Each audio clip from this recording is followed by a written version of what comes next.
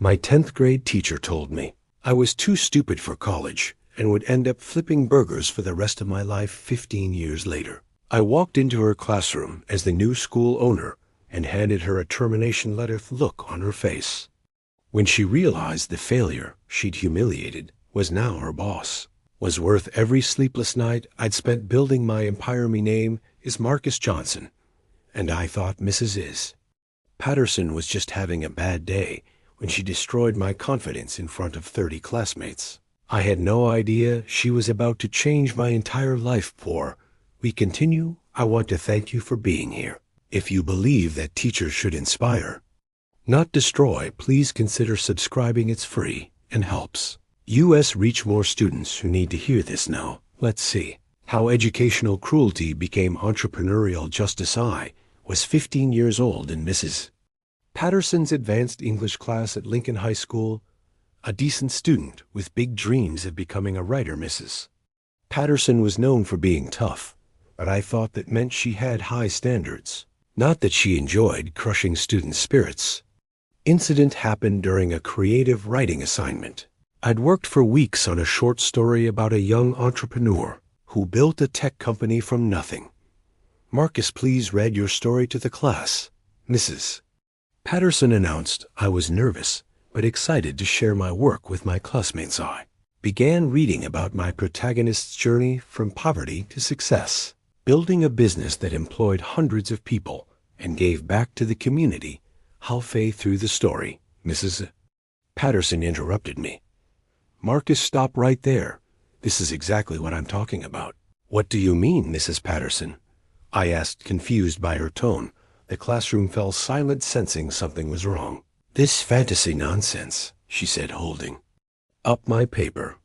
You're writing about things you'll never understand or achieve. It's just a story, I replied quietly. We were supposed to write about our dreams. Mrs. Patterson walked to the front of the classroom and addressed the entire class. This is a perfect example of unrealistic expectations. Marcus, you have a C average in my class. You struggle with basic grammar, and you think you're going to be some kind of business mogul. The class was dead silent, everyone staring at me as Mrs. Patterson continued her public humiliation. Let me give you some reality. Marcus, students like you don't go to college. Students like you don't start businesses. Students like you end up in dead-end jobs flipping burgers or stocking shelves, and there's nothing wrong with that. But stop pretending you're destined for greatness. I felt my face burning with shame as 30 pairs of eyes stared at me. Some classmates looked uncomfortable. Others seemed to enjoy the spectacle. Mrs. Patterson, that's not fair. My friend Sarah spoke up. Marcus works really hard on his writing. Fair? Mrs. Patterson laughed. What's not fair is filling this boy's head with impossible dreams instead of preparing him for reality. She turned back to me. Marcus, I'm doing you a favor by being honest. College isn't for everyone, and it's certainly not for students who can barely maintain a C average. Focus on learning a trade or getting a job at McDonald's. At least then you'll have realistic expectations about your future. I wanted to disappear, to run out of that classroom and never come back, but I sat there taking every word of her verbal assault. Now let's hear from someone with actual potential. Mrs. Patterson said, calling on Jessica, the valedictorian, to read her story. That day changed everything, not because Mrs. Patterson was right, but because she was so devastatingly wrong. And I was determined to prove. I went home that afternoon and made a decision. I would become everything Mrs. Patterson said I couldn't be, not to spite her, but to prove that teachers don't get to decide students' futures. Me grades improved dramatically over the next 2 years, not because I was suddenly smarter, but because I was motivated by something more powerful than fear. I graduated high school with a 3.8 GPA and got accepted to 3 different colleges with partial scholarships. Mrs. Patterson was surprised by my improvement. I guess some students are late bloomers. She told my mother at graduation. Late bloomer? I wasn't a late bloomer. I was a student who'd been told he was worthless and decided to prove otherwise. College was challenging, but I thrived in an environment where professors encouraged big thinking instead of crushing dreams. I majored in business administration with a minor in computer science, spending every free moment learning about entrepreneurship and technology. During my junior year, I started a small web design business from my dorm room, helping local businesses create online presence. Business grew quickly. Through word of mouth by graduation, I was earning more than most entry-level jobs would pay instead of looking for traditional employment. I decided to expand my business into a full-service digital marketing agency. Are you sure about this, Marcus? My parents worried. Maybe you should get a real job first and do this on the side. But I remembered Mrs. Patterson's words about realistic expectations and decided that realistic was just another word for limited. First few years were brutal 18-hour days, living on ramen noodles and coffee, sleeping in my office, more often than my apartment. But the business grew steadily. I hired my first employee, then my second, then my fifth. By year 3, we had 15 people and major corporate clients. I never forgot Mrs. Patterson's prediction about my future. Every success felt like another piece of evidence that she'd been wrong. By age 28, my company had grown to over 100 employees with offices in 3 cities and annual revenue exceeding $10 million. Had been featured in business magazines, spoken at entrepreneurship conferences, and been recognized as one of the city's top young executives. But success wasn't enough. I wanted to give back to education to make sure no other student experienced what I'd endured in Mrs. Patterson's classroom. I started a scholarship fund for students from low-income families, specifically targeting kids who'd been told they weren't college material. Every student deserves to have their dreams supported, not destroyed, I told the scholarship committee. Potential isn't determined by one teacher's opinion. The scholarship program grew, and I became more involved in educational advocacy, serving on nonprofit boards and funding innovative teaching programs. That's when I learned that Lincoln High School, where Mrs. Patterson still taught, was facing serious financial difficulties. Budget cuts had eliminated art programs, music programs, and advanced placement courses. The school was struggling to maintain basic educational standards. The school board was considering selling the building to developers and consolidating students into an already overcrowded neighboring school. I saw an opportunity not just for revenge, but for real educational reform. I could save the school and transform it into something better. I contacted the school board and made an offer to purchase Lincoln High School for twice what the developers were offering. Mr. Johnson, this is very generous, the board president said. But what are your plans for the building? I want to keep it as a school, I explained, but run it as a private institution, focused on innovative education and entrepreneurship. The board was thrilled. Someone wanted to preserve the school's educational mission while solving their financial crisis. The purchase process took 3 months, during which I developed comprehensive plans for transforming Lincoln High into a model school, state-of-the-art technology labs, entrepreneurship programs, mentorship opportunities, and most importantly, teachers who believed in every student's potential. I also researched the current faculty to determine who would fit with the new educational philosophy and who would need to find other opportunities. Mrs. Patterson was still there, after 25 years, still teaching advanced English, still crushing dreams. According to recent student reviews, she made me feel stupid. One online review read, "Told me I wasn't smart enough for honors classes. Worst teacher ever," another student wrote. She seemed to enjoy making kids feel bad about themselves. Some things never change. Mrs. Patterson was still the same dream-crushing educator she'd been 15 years. Earlier today, I officially took ownership of Lincoln High School. I decided to visit my old classroom to see Mrs. Patterson one more time. I dressed in my best suit and walked through the halls where I'd once been humiliated, now returning as the owner of the entire building. Mrs. Patterson's classroom looked exactly the same: outdated posters, motivational quotes that she clearly didn't believe in, and the same authoritarian atmosphere. I knocked on the door during her planning period. Mrs. Patterson, do you have a moment to speak with the new school owner? She looked up from her desk, not recognizing me after 15 years. Of course. Please come in. I'm Eleanor Patterson. I've been teaching here for 25 years. I know exactly who you are, Mrs. Patterson, I said, stepping into the classroom. You probably don't remember me, but I was in your advanced English class in 2008. Her expression shifted slightly as she tried to place my face. 2008. That was a long time ago. I've had so many students. Marcus Johnson, I said, watching for recognition. You told me I'd never amount to anything, that I should focus on flipping burgers instead of dreaming big. The color drained from Mrs. E. Patterson's face as the memory came flooding back. Marcus, oh my goodness, you're the new owner. That's right. Mrs. Patterson, the C average student who is too stupid for college, just bought your school. She tried to recover her composure. Marcus, I'm sure you understand that teachers sometimes have to give students reality checks.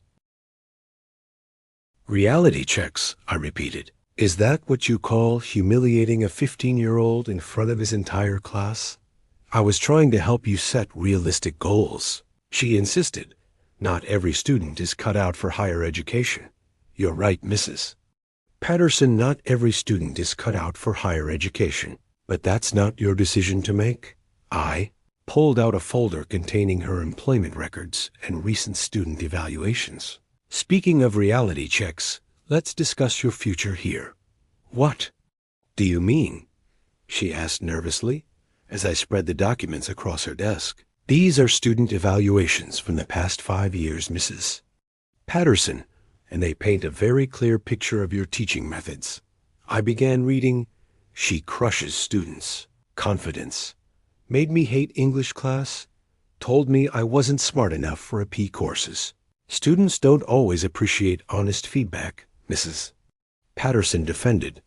I maintain high standards. High standards. I continued reading. Or systematic destruction in student confidence. There's a difference. Mrs. Patterson. Marcus, I think you're taking this too personally, she said. You, obviously, succeeded despite my concerns. I succeeded because of your cruelty, not despite it. I corrected. You gave me something to prove, but other students weren't so lucky. I pulled out more documents. Do you know what happened to Tommy Rodriguez from our class, the one you told would never pass the state writing exam? Mrs. Patterson looked uncomfortable. I don't keep track of every former student. He dropped out junior year, I said, convinced he was too stupid to graduate. Now he's working 2 minimum wage jobs to support his family. What about Maria Santos, the girl you said wasn't college material? She's a nurse now, but it took her 10 years to build up the confidence to try. Mrs.